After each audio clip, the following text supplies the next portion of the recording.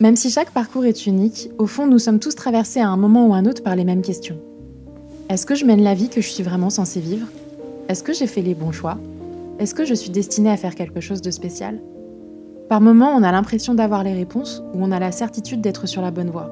À d'autres, on se sent terriblement perdu et incertain face à l'avenir. Cependant, à force de persévérance et grâce à une série de petites décisions, ces dernières années, ma vie a pris un énorme virage, ce après une vie de tâtonnement.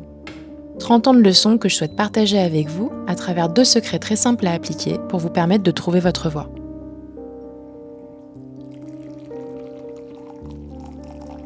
Je suis Manifa. Après mon diplôme aux Beaux-Arts, j'ai fait ma carrière en tant que directrice artistique. Je vis d'un travail créatif que j'aime, en travaillant en 100% en tant que freelance. Et aujourd'hui, j'ai décidé de me réinventer et de vivre pleinement ma vie d'artiste, en espérant vous inspirer vous aussi à vous lancer dans l'aventure de vos rêves. Je vais vous donner les 2 secrets qui ont changé ma vie et qui m'ont permis à chaque fois de me réinventer personnellement et professionnellement. Je vais commencer par la leçon qui a le plus transformé ma vie pour la mettre sur la bonne voie. Alors c'est quelque chose que je n'ai jamais vraiment dit à personne, à part à une seule, et c'est vraiment parce que j'étais obligée. Parce que c'est une astuce qui peut sembler perchée, parce qu'elle n'est pas conventionnelle du tout. Et en même temps, restez jusqu'à la fin, vous allez voir toutes les choses monumentales qu'elle m'a permis d'accomplir. Cette leçon, elle est simplissime à mettre en place, c'est se créer une vision d'ensemble et moodboarder sa vie. Je sais, ça va sembler bizarre à certains. Quand on me dit des choses comme c'est fou, on dirait que tu rebondis toujours comme tu veux et là où tu veux, ou c'est abusé, la chance que t'as à chaque fois. En fait, je souris nerveusement et je réponds des trucs vagues, alors qu'en fait, la vérité, elle est toute simple. Donc je m'explique.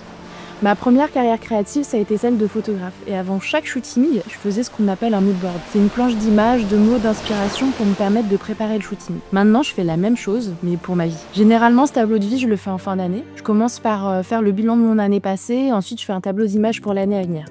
Alors je ne vais pas rentrer dans le détail de comment je fais dans cette vidéo, mais pour celles et ceux qui veulent se mettre en action et se créer un moodboard eux aussi, j'ai créé un PDF gratuit pour vous guider pas à pas dans la création de votre tableau de vie et pour vous permettre de concrétiser votre vision d'ensemble. Il vous suffit de le télécharger via le lien dans la description sous cette vidéo. Je suis une créative, donc je suis quelqu'un qui fonctionne beaucoup au visuel. Voir les choses, les écrire aussi, ça m'aide énormément à me projeter. Et depuis que je fais ça, ma vie est infiniment plus ancrée dans ce que je veux qu'elle soit. Je vais enfin dans la bonne direction et tout s'enchaîne d'une manière fluide. Alors là, je me mets à votre place et j'imagine que ça peut sembler complètement fou d'entendre ça. Un tableau d'images qui va mettre ma vie sur la bonne voie.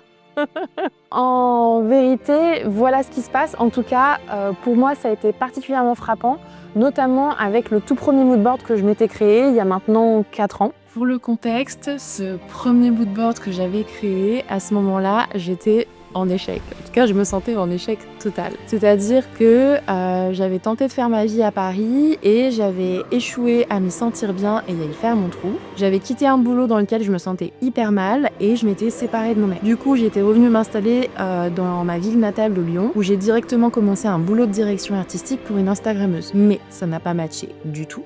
Et on a mis fin à mon contrat brutalement. Donc, en quelques semaines, me voici célibataire, en galère d'appart et sans travail. Bref, vous imaginez, j'étais perdue comme jamais et je ne savais plus quelle direction prendre pour ma vie.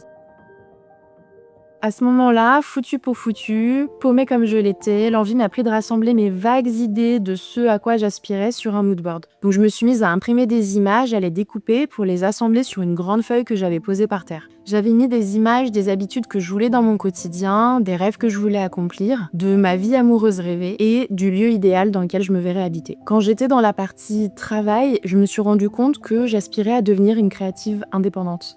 Sur le moment, ça m'a paru complètement inatteignable, mais comme je n'avais rien à perdre à ajouter ce rêve sur un tableau que personne n'allait voir, pourquoi pas. Sur ce tableau, j'avais aussi mis 2 chiffres. L'un, c'était le chiffre d'affaires mensuel que je voulais faire et l'autre, c'était le montant que je voulais avoir sur mon compte épargne. Ces 2 chiffres, c'était 5 000 et 10 000. À ce moment-là de ma vie, ces chiffres me semblaient tellement énormes, tellement en décalage avec ce que j'étais et ce que j'avais, que les voir, ça m'a tout simplement immédiatement fait sentir des sentiments négatifs. Et à ce moment-là, j'ai réalisé que j'avais peur de l'argent. Alors je sais, ça doit sembler étrange à entendre, mais oui, avoir de l'argent me faisait peur. J'ai grandi tellement modestement que ce changement-là, en fait, c'était beaucoup trop pour moi et j'avais peur d'avoir autant. Et donc, je me suis rendu compte que je devais travailler sur moi pour surmonter ça parce que cet élément contre lequel mon esprit il luttait, il le faisait inconsciemment, mais aussi très activement.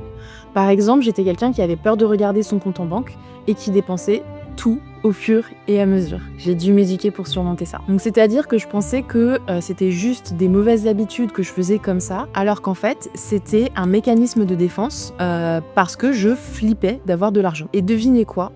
Moins d'1 an après avoir fait ce tableau et identifié tout ça, et bien entendu après avoir travaillé sur moi, eh bien j'atteignais ces chiffres sans forcer. Parce que j'avais fait le boulot de visualiser, ressentir, réparer, aller sur la bonne voie.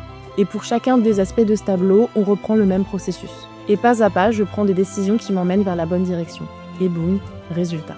Alors je précise, pour fonctionner, il faut rendre ce tableau visible. Si c'est juste un fichier qui traîne dans un coin de votre ordinateur, ça ne servira à rien. Je ne dis pas qu'un tableau de vie est magique en soi. C'est pas un tableau mystique dans lequel on va mettre des images et qui va ensuite faire apparaître des choses dans votre vie. C'est plutôt un guide qui va vous permettre d'imaginer ce que vous voulez et puis ensuite de savoir où vous allez et en même temps de vous rappeler pourquoi vous faites ce que vous faites. En bref, ça te permet de passer de zéro vision d'ensemble avec la sensation de faire du surplace, voire de reculer, à avoir une vision claire de là où tu vas et de là où chacune de tes décisions va doucement, mais sûrement t'emmener. Bref, j'ai envie de vous dire, foncez sur mon lien en description pour vous guider pas à pas dans la création de ce tableau. Commencez à aligner vos actions avec vos désirs et votre confiance en vous va gonfler, votre vie va s'améliorer. En tout cas, c'est comme ça que ça s'est passé pour moi. Tout ça m'amène à mon deuxième secret. Le résultat de la somme de petites décisions. Ce que le temps m'apprend petit à petit, c'est que la vie, c'est comme un puzzle que tu es patiemment en train d'assembler. Une fois que tu as fait le travail de visualiser l'image d'ensemble de la vie que tu as vraiment envie de te créer, tous ces petits éléments qui semblent ne pas avoir de lien entre eux vont soudain se connecter et prendre forme sous tes yeux. Alors je dois préciser que par moments, visualiser cet ensemble n'est pas si facile. Autrement dit, j'ai conscience que ça peut être plus facile à dire qu'à faire. Par exemple, il y a quelques mois, j'ai décidé de mettre un stop à un travail de management que je faisais en freelance et qui envahissait tout le reste. C'était le genre de job qui faisait dire waouh aux gens autour de moi, ce qui était plaisant, mais c'était un boulot qui en réalité me coupait de ma créativité en ne laissant plus aucune place. En presque 2 ans, ce travail, il était devenu une énorme partie de moi. Donc prendre la décision de le quitter, c'était super dur car je ne savais pas comment j'allais rebondir ni où j'allais aller. En fait, une fois que je l'ai quitté, j'étais dans le flou total. J'avais l'impression d'avoir raté ma vie, de reculer, alors que tout le reste du monde semblait avancer en sachant ce qu'il faisait. À ce moment-là, j'avais terriblement envie de rebondir, de me lancer dans une direction, mais rien. En fait, je ne savais plus. Et plutôt que de me torturer l'esprit, j'ai décidé de lâcher prise, de faire le vide, de juste continuer à faire les choses que j'aime, le temps que les turbulences passent.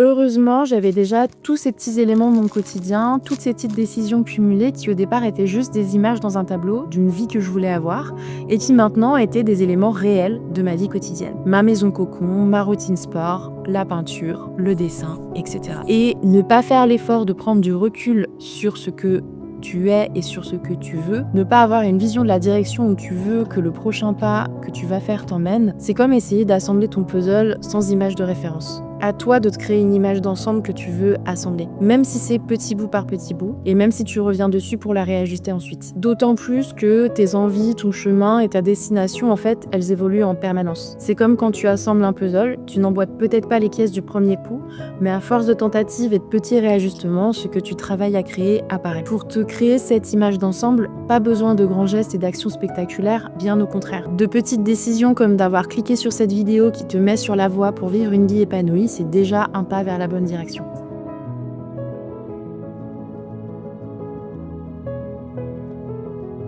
Il y a quelques mois, alors que j'étais dans cette période où je venais de voir un grand pan de ma vie s'écrouler, quand j'ai recommencé à y voir plus clair, eh bien à ce tableau de ma vie, j'ai finalement ajouté un atelier. Alors sur le coup, je l'ai fait en me disant que c'était une image d'un but très lointain. Et puis, j'ai réalisé que ça n'avait pas à être un désir lointain et idéalisé, donc je l'ai créé chez moi, cet atelier. Alors ce n'est pas parfait parce que je rêve d'avoir une pièce ou un espace dédié, mais j'ai fait le premier pas qui va m'emmener à ma destination. Ça a commencé par le petit geste de faire de la place et d'installer une table. Et puis finalement, d'abandonner la table pour un grand chevalet. Et petit à petit, installer une habitude quotidienne de dessin et de peinture pour que ça ne reste pas juste une idée, mais que ça devienne une réalité.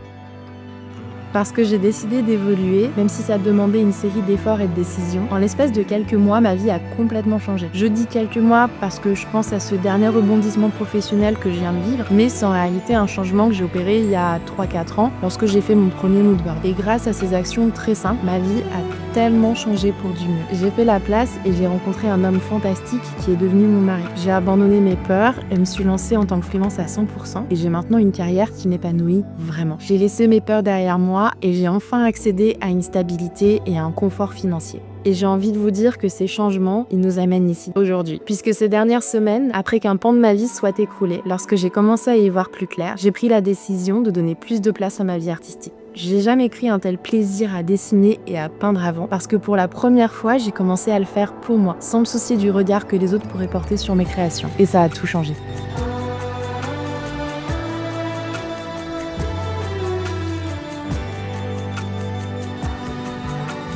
Je me concentre sur le plaisir de me lancer dans une nouvelle aventure plutôt que sur la peur de l'inconnu que ça amène. Car parmi tous les chemins que j'ai pris, toutes les réussites, mais aussi tous les échecs, il y a une chose que je n'ai jamais regrettée, c'est d'avoir essayé. Et je suis sûre que je ne suis pas la seule dans cette situation. Si vous avez, vous aussi, des expériences dans lesquelles vous vous êtes lancé, même si ça n'a rien à voir avec ce que moi je suis en train de raconter, partagez-les en commentaire, parce que ça pourrait être inspirant aussi bien pour moi que pour les autres personnes qui vont vous lire. Aujourd'hui est le début d'une nouvelle aventure pour moi, je pense que vous l'aurez compris. Je démarre cette chaîne YouTube pour y partager ma vie créative avec vous, pour que les événements qui se trouveront sur mon chemin puissent vous aider à tracer le vôtre. Je souhaite vous permettre de prendre des mesures concrètes pour atteindre vos objectifs et que vous puissiez adopter une vie créative, épanouissante et positive. Je ne veux pas que vous restiez bloqué en vous sentant insatisfaite et perdue dans vos projets, ou pire, que l'opportunité de vivre une vie alignée avec vos envies vous échappe par peur de vous lancer. Je ne voulais pas que cette vidéo soit trop longue, donc je suis passée assez vite sur certains points. Écrivez-moi en commentaire pour me dire ce que vous voulez que j'approfondisse. Si vous avez aimé cette première vidéo, soutenez-moi en la likant et en vous abonnant. Je démarre sur YouTube, donc on est 0 ici. Enfin, on est une personne parce que je suis là. Donc le simple fait de commencer à me suivre sera en réalité pour moi d'une aide immense. Sincèrement, créativement et avec amour, ciao.